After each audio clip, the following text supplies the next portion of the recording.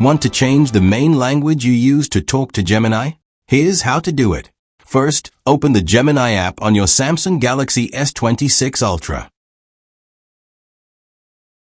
Tap your profile picture in the top right corner. Scroll down and tap Settings.